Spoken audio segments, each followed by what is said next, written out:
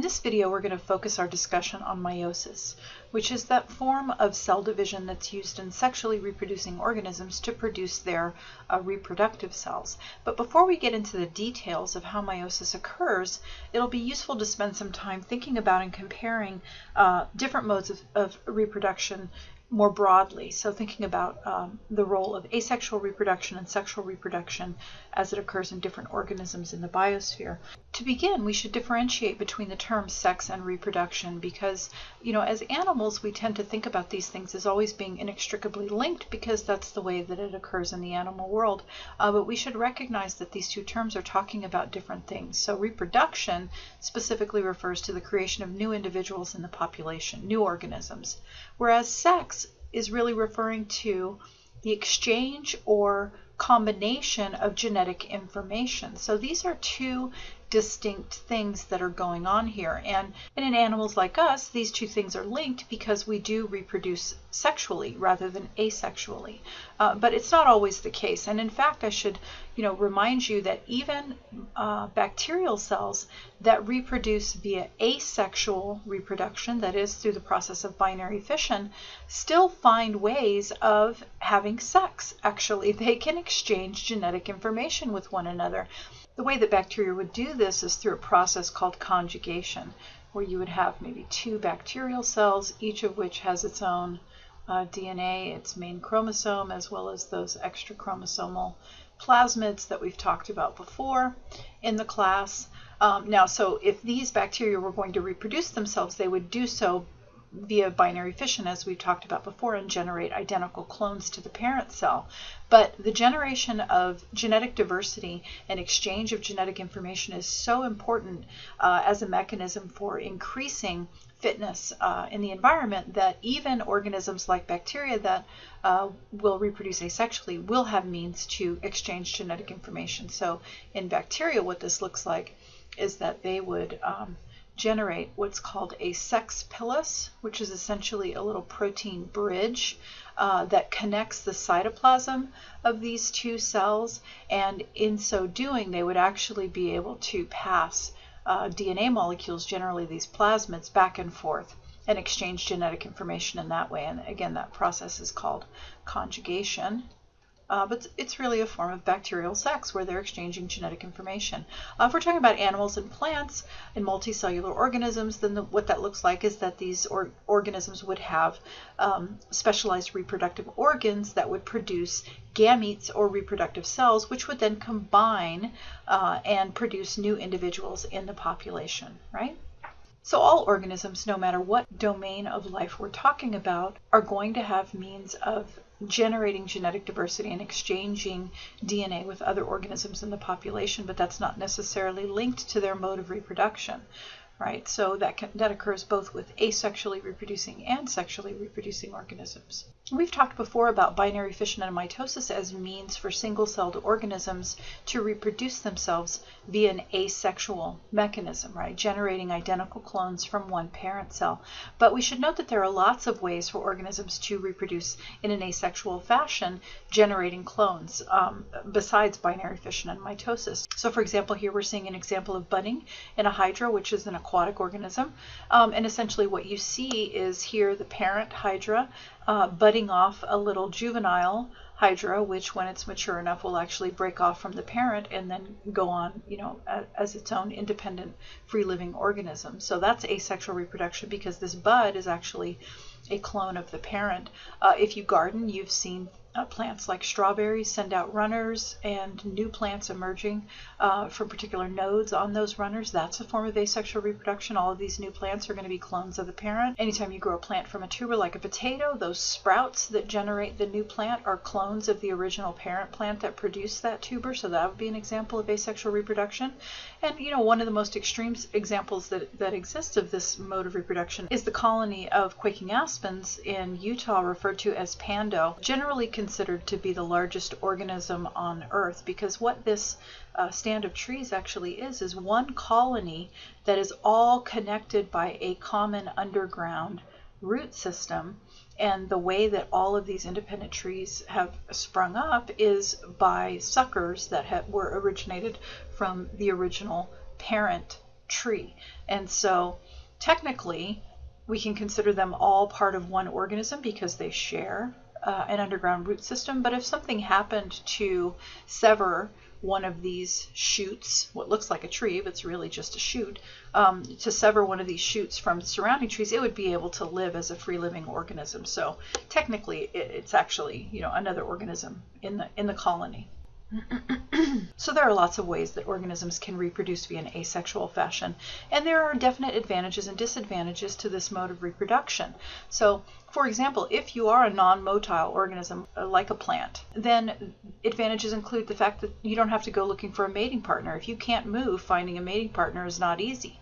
And so if we think about how plants accomplish sexual reproduction, they actually have to produce an excess of gametes that they can then distribute to the environment so that the gametes can actually find the mating partner, right? So trees or other plants producing pollen that gets distributed on the wind or via other pollinators, for example, would be an example of sexual reproduction. And that costs a lot of energy. It takes a lot of energy to make all of those gametes. So if you are able to reproduce via an asexual mechanism, then you don't have to waste that energy making that excess of gametes to distribute to the environment. The other thing is that if you reproduce via a mechanism like sending out runners or shoots or suckers, then the offspring are actually going to be multicellular and a bit less fragile than embryos that are sprouting from seeds, which would be the product of sexual reproduction. So a little bit more sturdy offspring that are going to be able to withstand the environmental stresses of growing in their new location.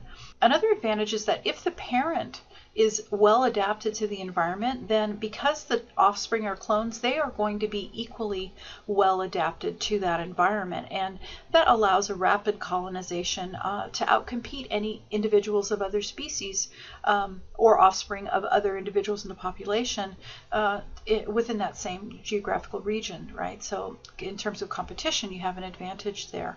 But there are disadvantages associated with asexual reproduction as well, and many of them are sort of the converse of these ideas that we just talked about. If the parent is well adapted to the environment, then the offspring are equally well adapted. Well, what if the environment changes and the parent is no longer well adapted to that environment? As you can imagine, then that's going to put the entire population descended from that parent organism at a disadvantage in that specific environment.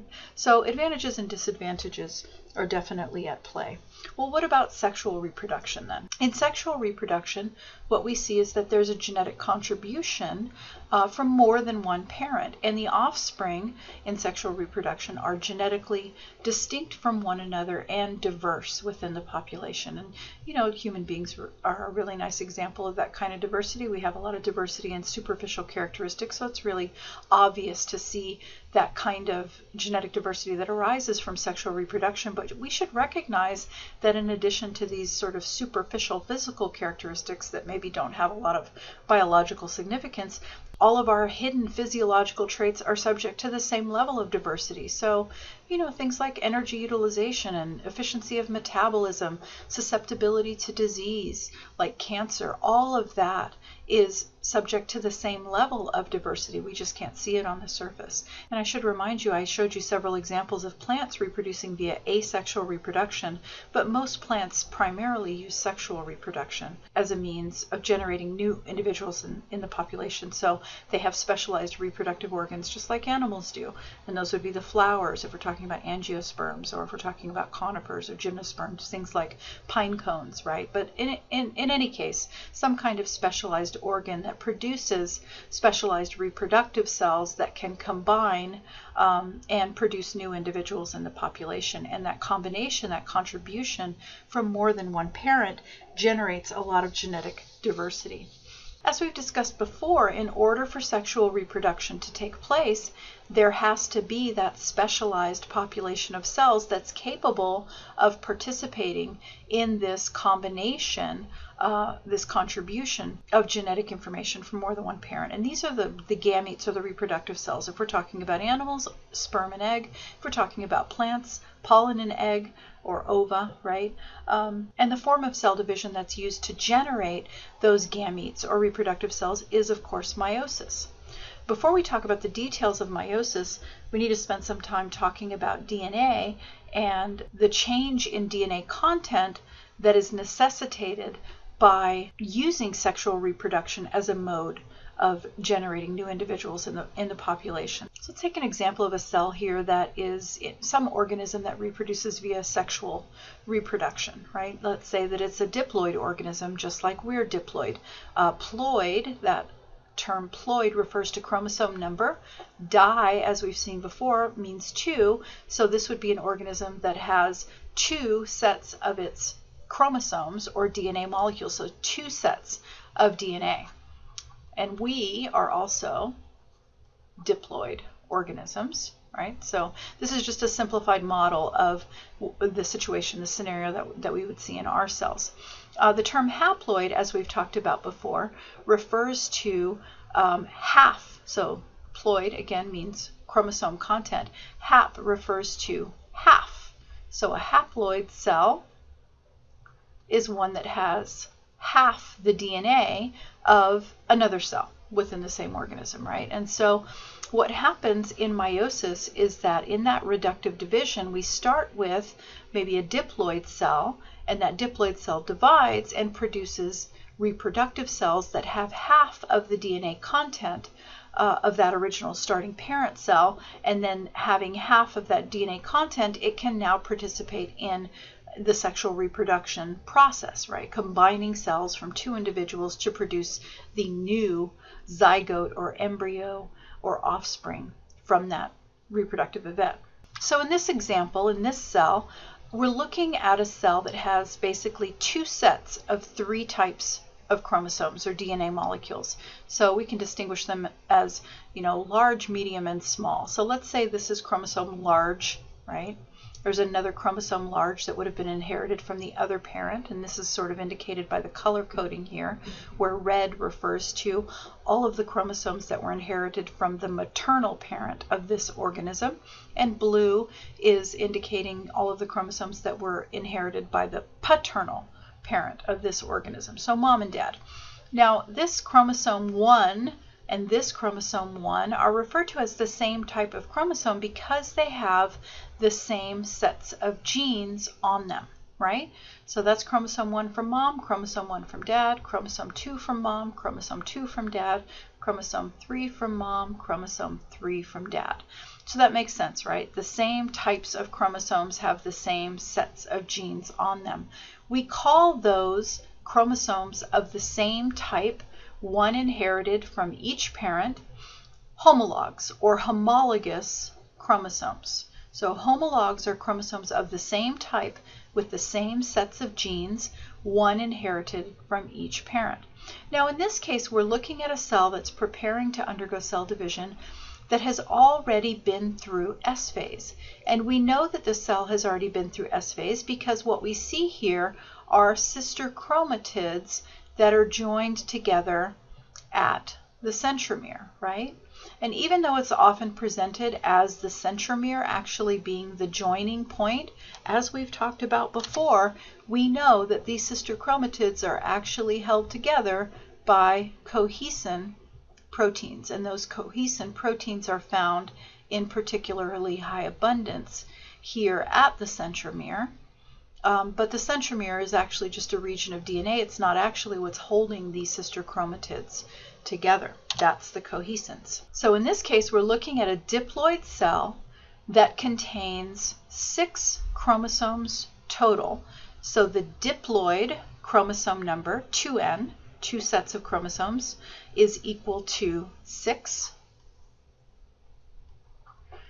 The haploid chromosome number, or the chromosome count that would be in one complete set of DNA, N, is equal to 3. Now for comparison, if we were talking about our cells, we have 23 types of chromosomes, and since we're diploid organisms, we inherit one set from mom, one set from dad. So what we actually have is 23 pairs of chromosomes. So our diploid chromosome number 2N is equal to 46. So if we were looking at a human cell here, we would see not 3 pairs of chromosomes, but 23 pairs of chromosomes. So this is just a little bit of a simplified scenario to help us visualize what's going on. Okay, so these homologs, as we said before, have the same genes, but that doesn't mean that the DNA sequence all along these chromosomes is identical. We know that genetic mutations occur constantly and generate new mutations in the population. And so at many positions along this DNA sequence, which is hundreds of millions of nucleotide base pairs long, we're going to see differences in the sequence between this chromosome 1 inherited from mom and this chromosome 1 inherited from dad.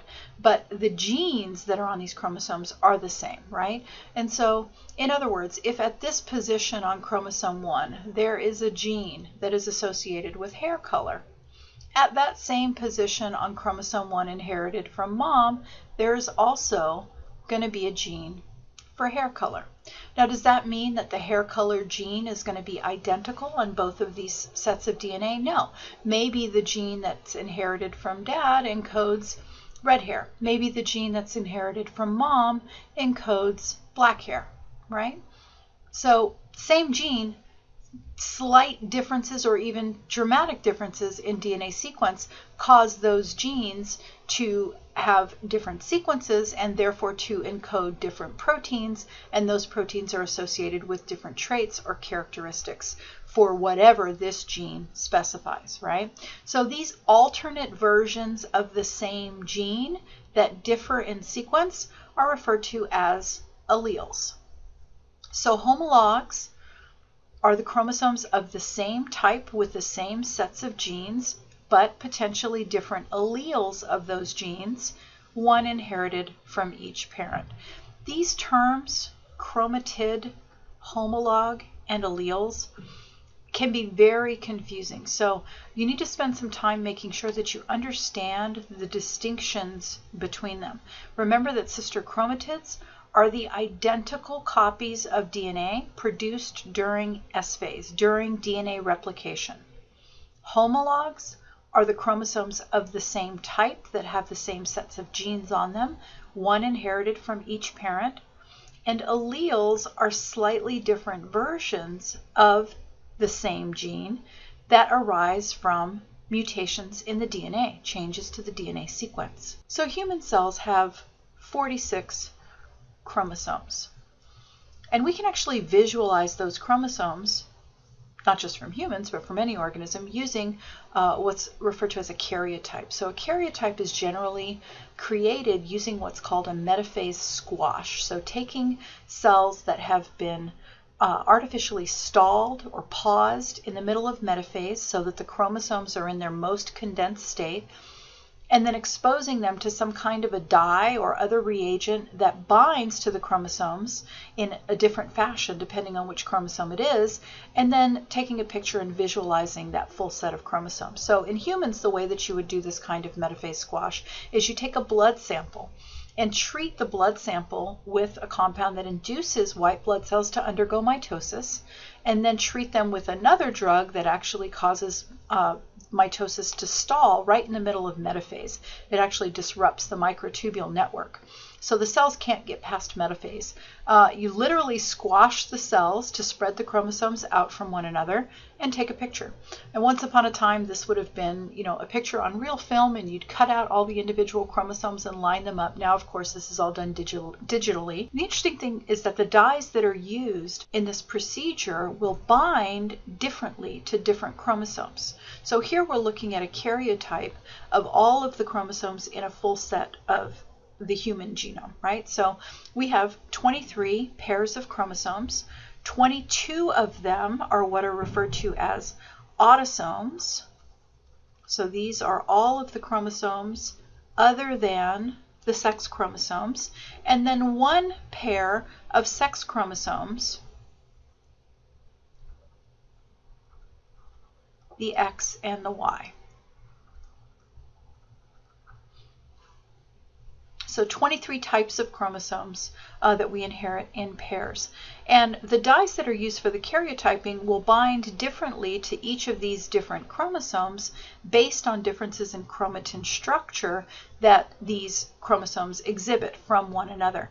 And experienced karyotypers can actually look and very quickly see and identify which chromosome they're looking at, even if they're looking at chromosomes that are pretty similar in size, just by the banding patterns that are observed on those chromosomes. And so in doing that, people with experience at this can detect gross genetic abnormalities. So things like changes in chromosome number. So instead of being diploid, maybe you inherit an extra copy of one of these chromosomes and you're actually triploid for that chromosome set. Or you're missing a chromosome for one of these, right? There's a deletion. It can also detect large-scale deletions and insertions. So let's say that there's a chunk of this chromosome here that's missing, that's supposed to be there but isn't there.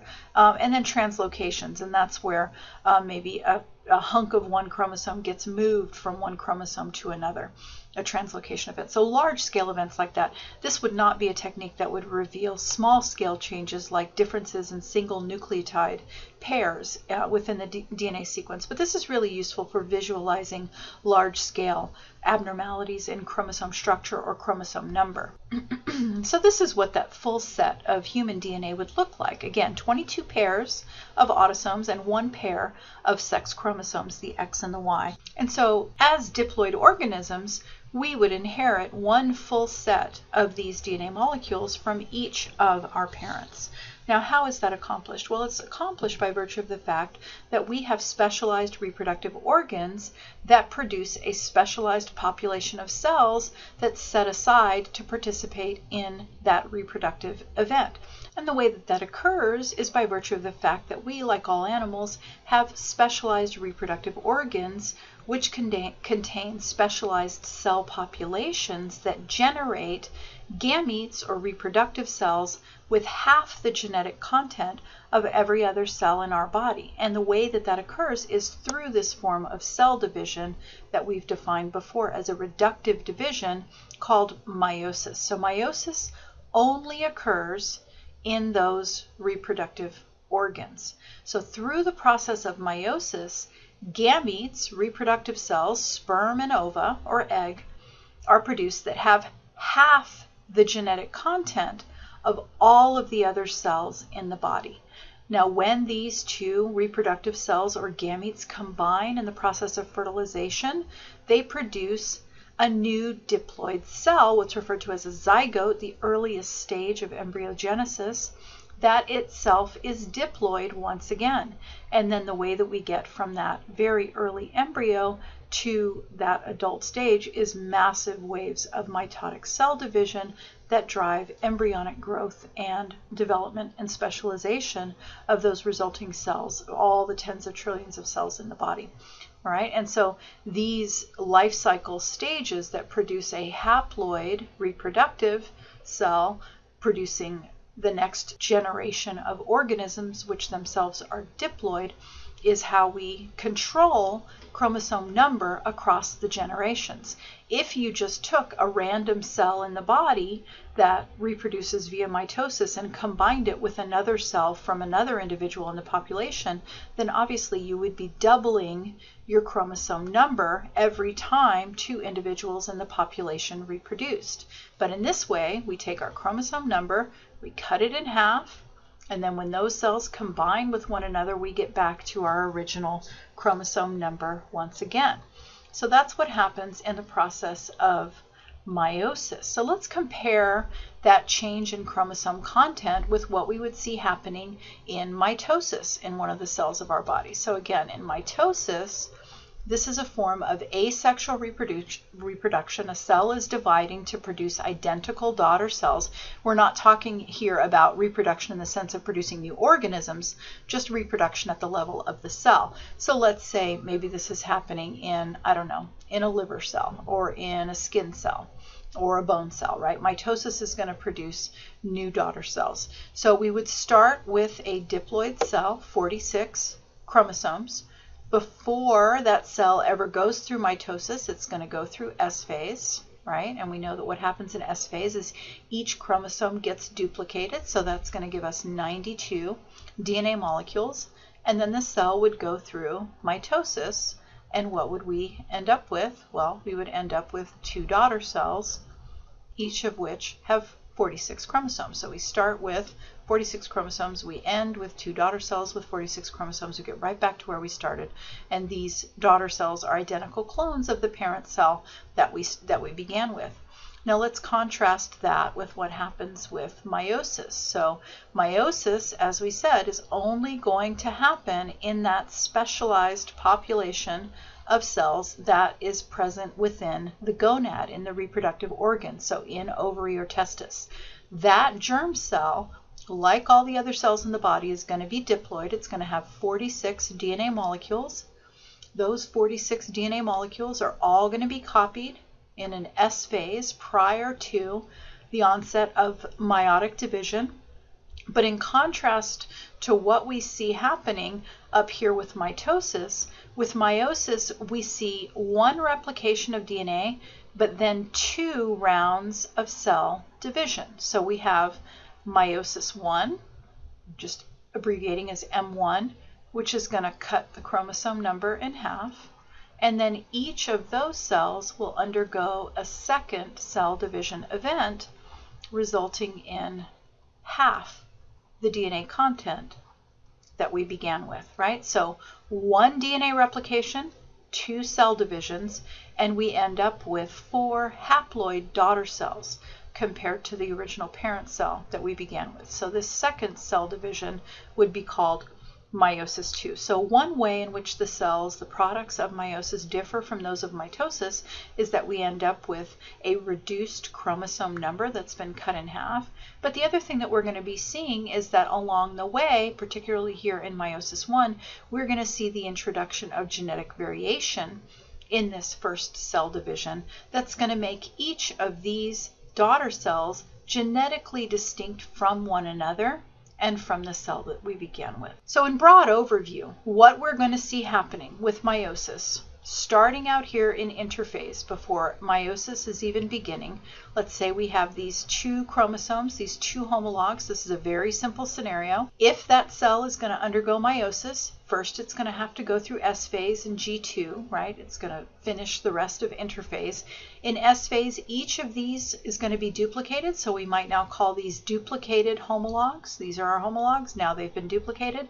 And each of those duplicated homologs consists of 2 sister chromatids held together by those cohesin proteins. What happens in the first meiotic division is that these 2 duplicated homologs are paired up and then sent to 2 different daughter cells. They've been segregated from one another. So in meiosis 1, duplicated homologs segregate, and then in meiosis 2, the cohesin proteins that are holding these sister chromatids together are broken and the sister chromatids separate. So in brief overview, what happens in meiosis 1 is that duplicated homologs are separated, and in meiosis 2, sister chromatids are separated, and the cells that we end up with, as we said before, have half the genetic content of the cell that we started with. Diploid cell here, haploid cell here. Okay, so now that we've seen an overview of what happens during meiosis, let's delve into the details a little bit.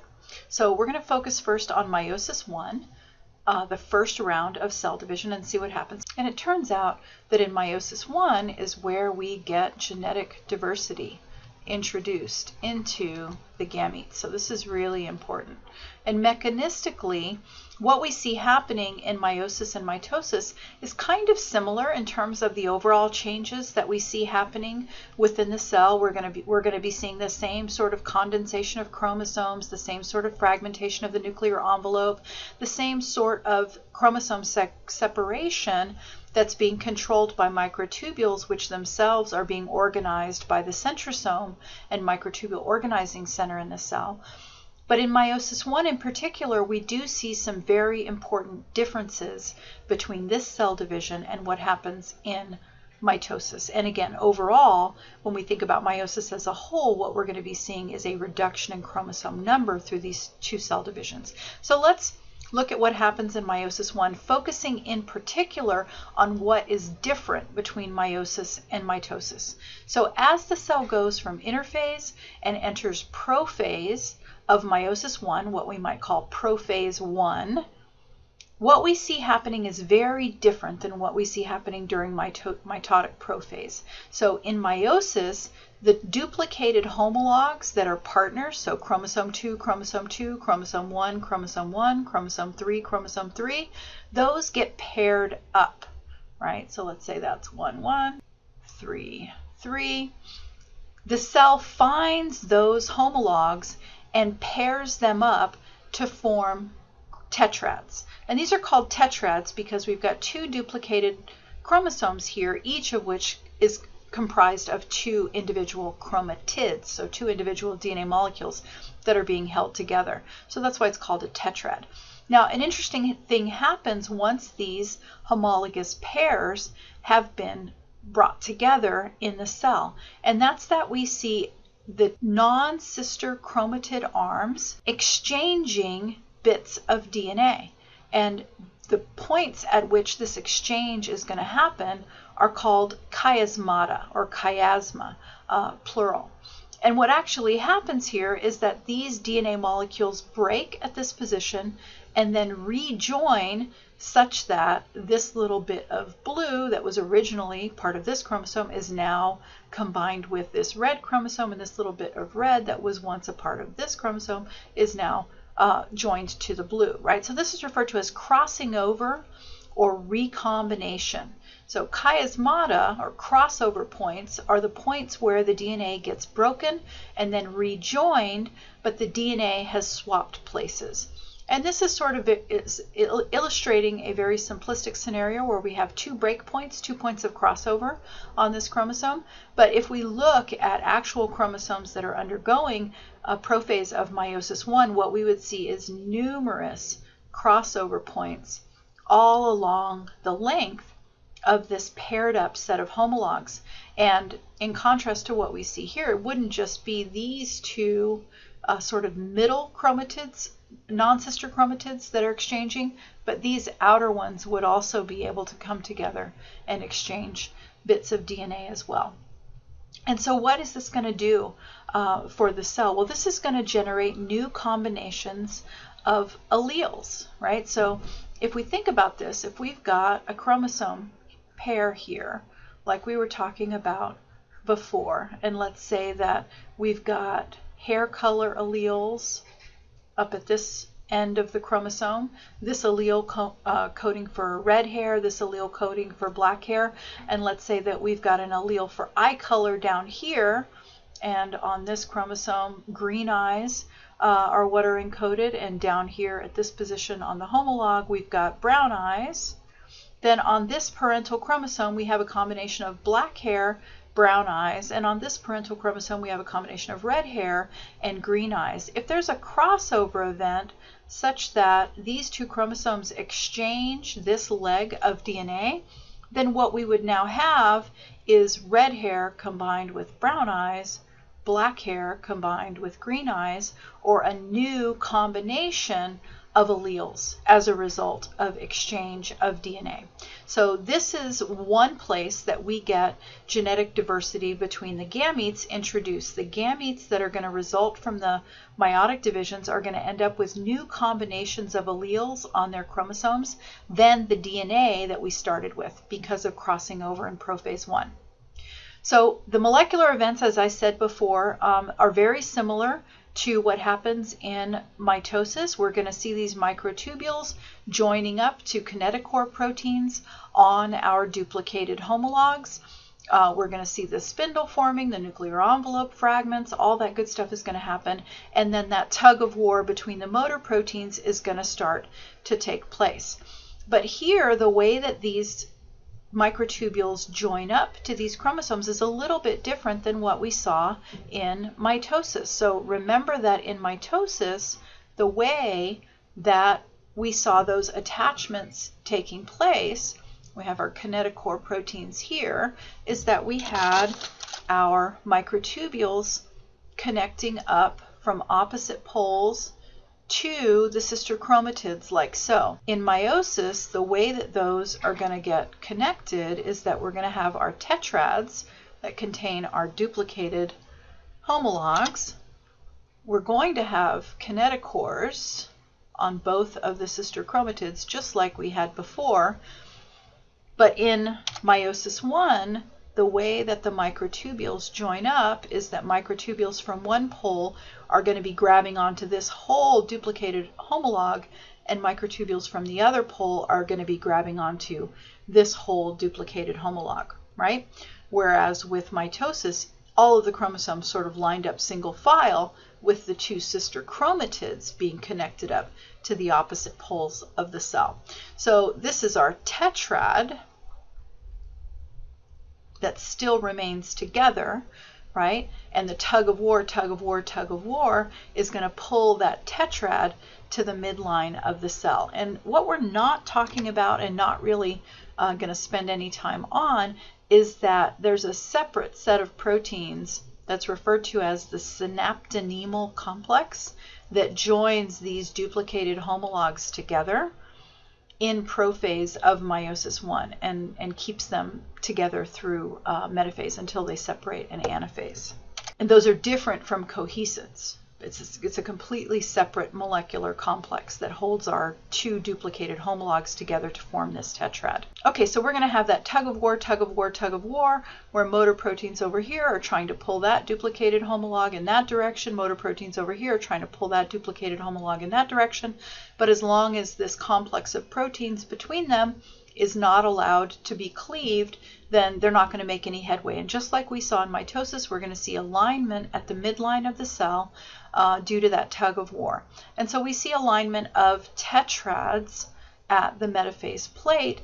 And when we see that, we say that that cell is in metaphase 1 of meiosis, or is in metaphase of meiosis 1, either way. Now notice here that our paternal and maternal chromosomes, each homolog set, lines up independently of every other homolog set. So if this is the homolog set of chromosome 1, and this is 2, and this is 3, notice that for chromosome 1, the originally paternal chromosome is oriented such that it's going to be pulled to the top, and chromosomes 2 and 3 that were originally derived from the paternal parent are oriented such that they're going to be pulled to the bottom, and vice versa for these red chromosomes that originated from the maternal side. And so this independent alignment and independent assortment of these homolog pairs from one another is another point that generates genetic diversity. So we see genetic diversity generated two ways during meiosis 1. The first way is through recombination or crossing over, and the second way is through random alignment of each of these tetrad sets at the metaphase plate during metaphase. Just like we saw in mitosis, there's a checkpoint that prevents the cell from going any further until all homolog pairs are lined up and equal tension is sensed. And then once equal tension is sensed, this synaptonemal complex is cleaved, and the duplicated homologs are going to be separated from one another and pulled to opposite poles of the cell. And we're going to end up with two daughter cells. One daughter cell contains this set of homologs, and the other daughter cell is going to contain that set of homologs. And then we're going to see a cytokinesis event that's going to result in two new daughter cells from this first meiotic division. But note that the sister chromatids have not been allowed to separate at this division, right? They're still being held together by those cohesin proteins. All right, so what happens next? Well, next we're going to have that second meiotic division that we talked about. So here's the product of the first meiotic division.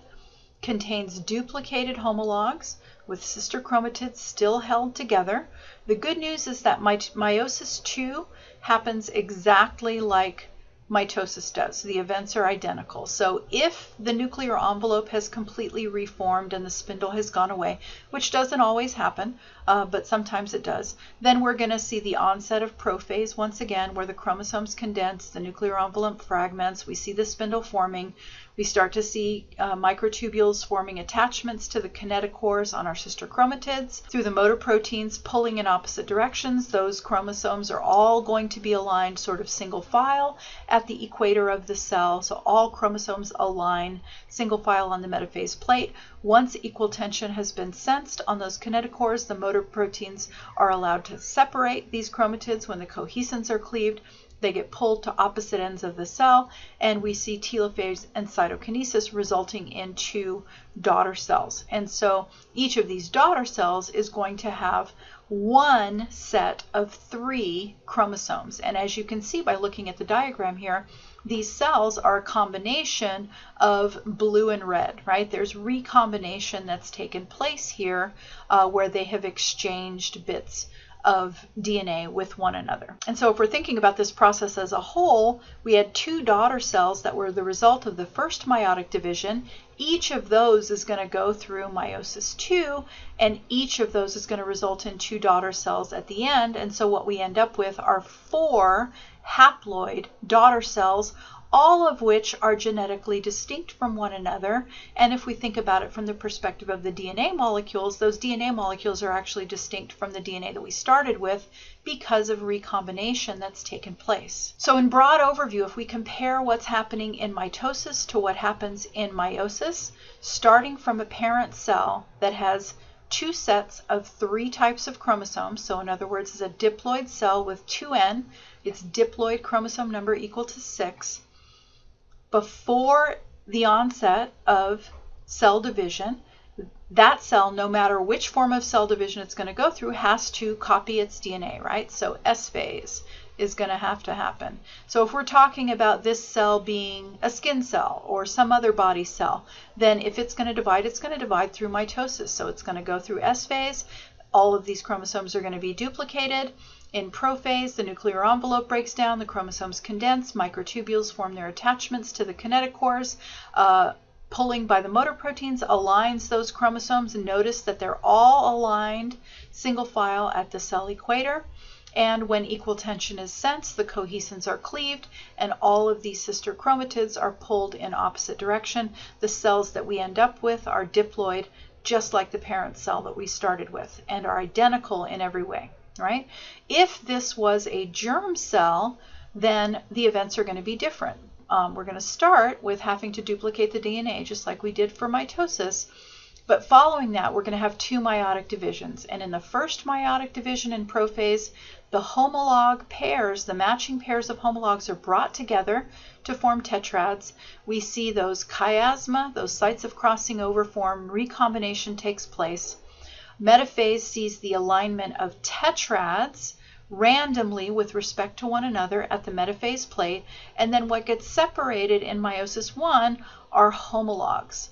The second round of cell division is where we see cohesins being cleaved and sister chromatids separating, resulting in 4 daughter cells that each have only 1 set of genetic information, not 2.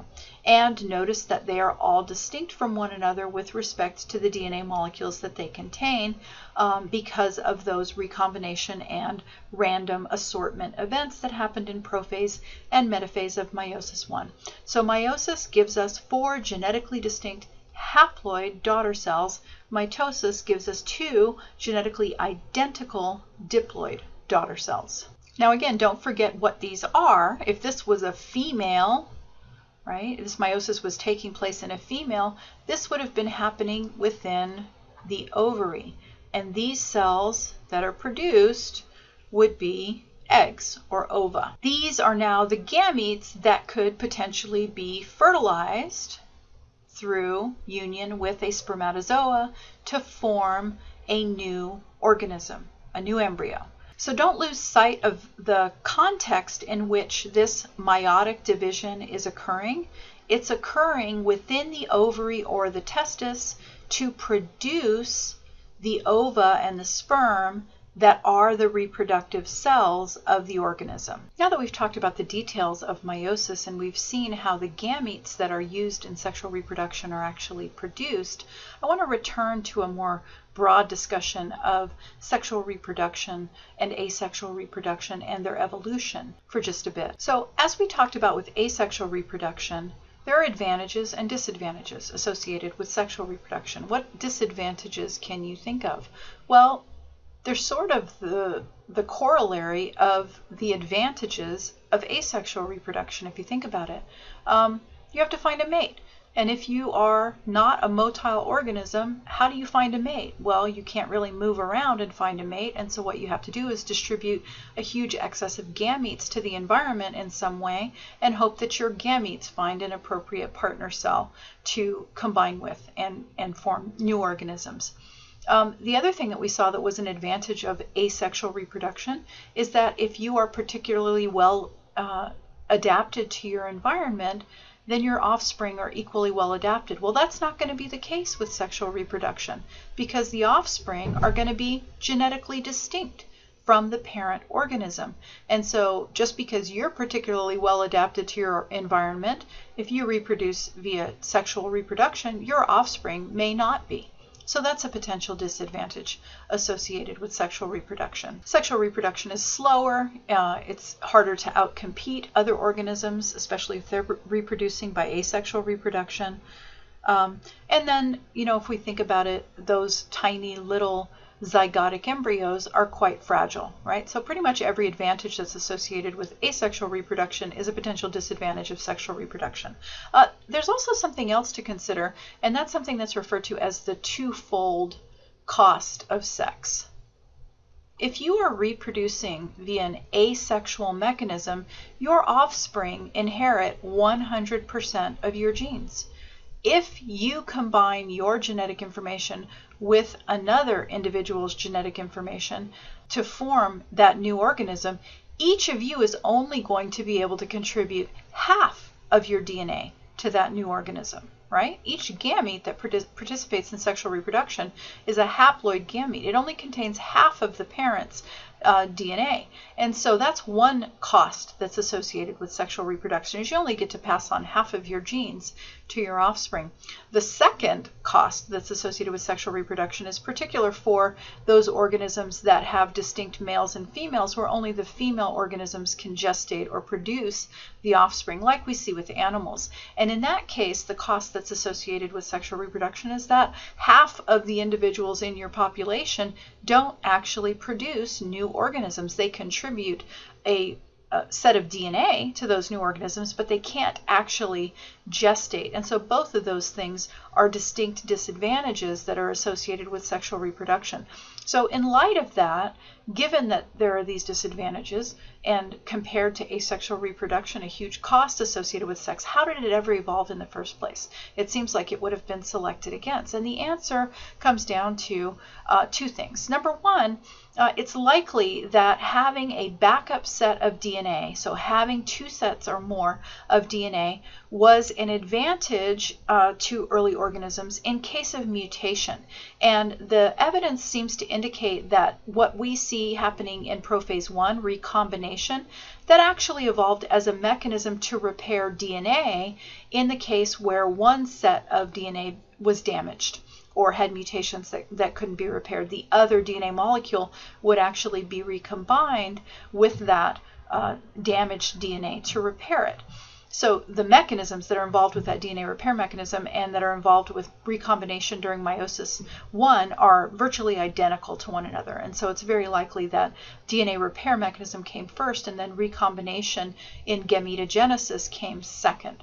But the other thing that's associated with that diversity that's generated during meiotic division is that we get new combinations of alleles, right? Constantly being generated in the population, not only through meiosis, but also by virtue of the fact that we have random fertilization. And so the particular gametes from any two parents that are going to be combined, that's going to be pretty much at random.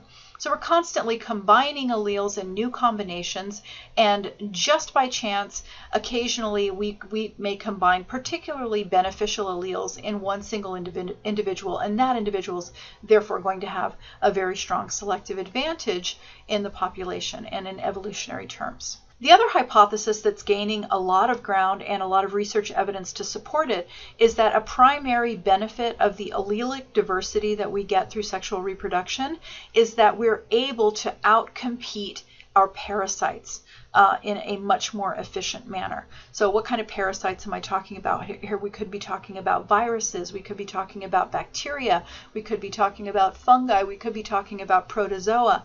Anything that uses us as a host and has the potential to be pathogenic and to cause us disease or otherwise cause us harm. If you think about how those pathogens gain entry into our body cells and into our body tissues, it's a molecular interaction. So our cells have particular receptors that, for example, a virus might hijack in order to gain entry into the cell and to turn it into a virus factory.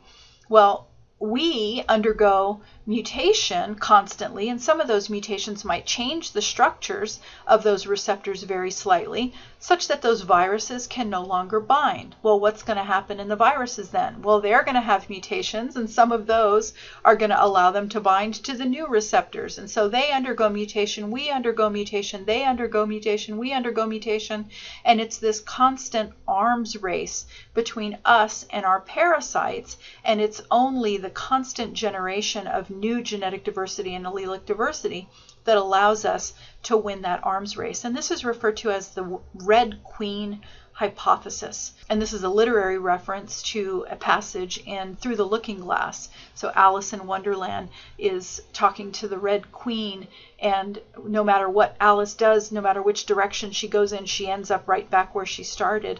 And the Red Queen explains to her, now here you see it takes all the running you can do to keep in the same place. And that describes very nicely the status that we have with our own potentially pathogenic parasites. Every time we undergo mutation to give us an advantage, they undergo mutation to give them the advantage, and so on and so forth, and so on and so forth.